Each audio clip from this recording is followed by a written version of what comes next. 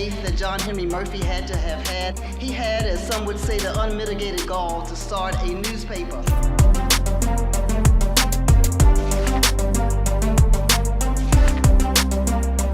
AFRO was founded to inspire, encourage, and inform our community. And that's what we're doing today.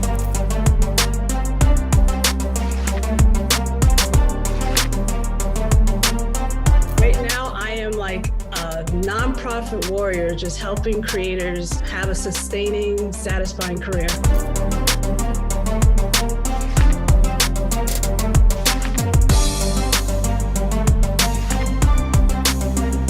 Welcome to Telling Our Stories Through Our Food. I'm Aria. Today we're going to be making pesto gnocchi with sun-dried tomato and Italian sausage. Whether it's in print with our monthly themed editions or with the AFRO's online programming, we are still here, telling our stories, building our community. Be a part of the AFRO's history and its future with your sponsorship, with your advertising, and by telling our readers your story. Let's build community together.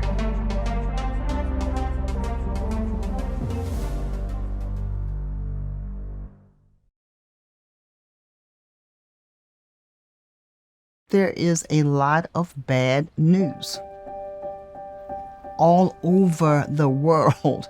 But one thing that the AFRO has always done is we've always lifted up our community with stories of hope.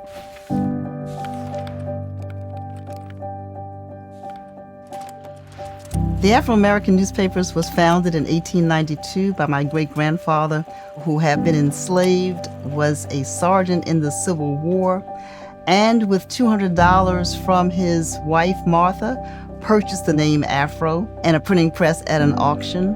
He stepped out on faith, knowing that there was information that needed to be provided to the community. We are the voice of the Black community here in Baltimore and beyond. We are in the community day in and day out to capture all of those beautiful moments just as well as the challenges. Residents in Baltimore know that if there's something they are passionate about, they can let us know and we will jump on it. The AFRO has a small but a powerful staff. People are wearing multiple hats with multiple duties on a running deadline. But we really can't do everything, right? The AFRO has been in the throes of a digital transformation really for 35 years. And you can have a whole lot of tech, but if you don't know what to do with it, you just have a whole lot of tech, right? But if you have tech and you have people who walk alongside of you and help you to understand how to maximize the utilization of that technology, that's what's important. So these are going to be kind of the top level things that we're trying to figure out. Partnering with the Google News Initiative Ad Transformation Lab provided the opportunity to have personal coaches and have access to people who were leaders in all different areas. Each week, we were exposed to new thoughts about how to best manage our digital products. We've experienced a 34% increase in advertising revenue. We've also experienced 4,000 new subscribers over the 6-month period after the Ad Transformation Lab. The digital transformation has actually allowed us to expand our reach within what we do. And with the help of Google, we've even accelerated that transformation. We've always been looked to as an entity that empowers our community, and that has not changed. Our methods have changed and how we get the news out, but our commitment to community has not changed. This is year 130 for the Afro-American newspapers. The AFRO is absolutely still here, and it's really the people in the community who carry us into the future.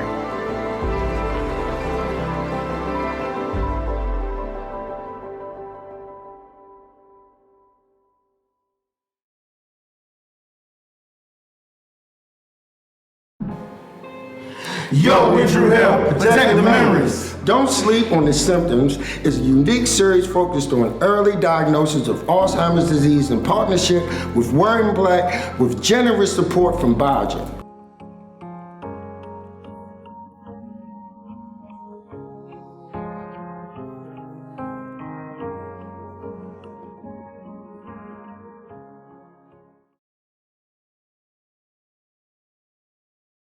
Everybody has a gift. No one should be jealous of no one. Everyone has a gift, and I will always, until my dying day, support us. That's important to me. Love. Good afternoon, Afro friends and family. Welcome to another edition of Afro News at Noonish. My name is Alexis Taylor, Afro Managing Editor. I'm here with this amazing editorial team to talk about last week's highlights, some things that happened over the weekend, and what you can look forward to on afro.com and our social media platforms. It happened in DC. We had the White House Correspondents' Dinner, and then we also had the awards gala by the Griot, which was their second year hosting. I had the honor of attending the White House Correspondents' Dinner, where President Joe Biden shouted out the Black press numerous times and his commitment to making sure that all journalists had access to their First Amendment rights. So he spoke about freeing a lot of journalists overseas who had been imprisoned for espionage charges, like Austin Tice and various others. He also spoke about Jet Magazine and all of the work that they did in the past to secure people's access to information during the civil rights era. And then lastly, I was able to see Gwen Ifill be awarded an award posthumously by the White House Correspondents Association. So all of that was really impactful, just to see Black media getting the highlight that it deserves. When you decide to do gospel and hang out in that genre, it already has been light years behind other genres. So even though I have a 30-year career with 19 records, there's still so much work to do.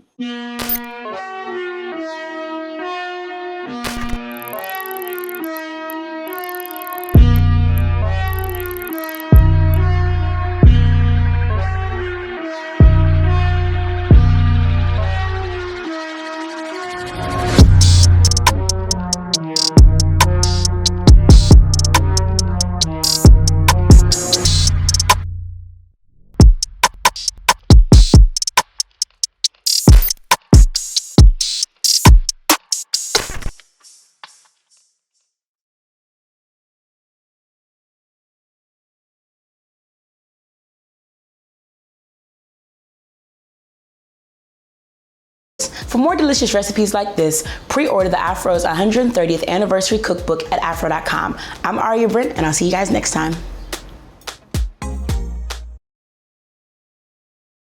I've been on the front line of reporting the news to Black America, been on the front line of being an advocate for freedom, justice, and equality. On behalf of all of the NMPA newspapers, on behalf of the Black Press of America, we salute publisher Dr. Francis Draper and the whole Murphy family for 130 years of excellence, 130 years of being freedom-fighting journalists, publishers, leaders in our community, not only in Baltimore, but all over America. God bless you. Salute to the Afro. I'm at the 130th. Unbelievable. Every time it blows my mind, even though it's my family-owned business, 130 years back when less than 2% of African Americans could even read, they thought to start, let's call it a media company. First of all, I know who y'all are, because when I was a little kid, I remember y'all. But the most important thing I loved about y'all was y'all was out there in the street making a difference. Can you imagine the faith that John Henry Murphy had to have had at 52 years old with 10 children, when reportedly less than 2% of the Black population could read? He had, as some would say, the unmitigated gall to start a newspaper.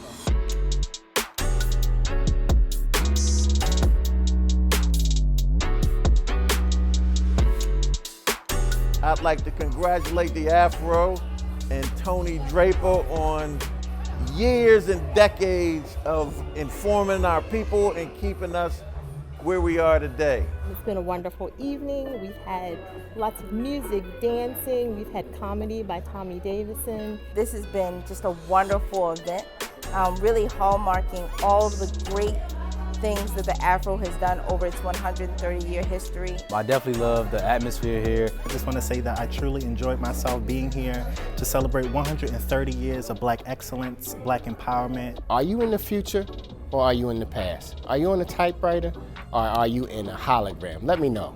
Afro, we're going somewhere fast. We're in the future.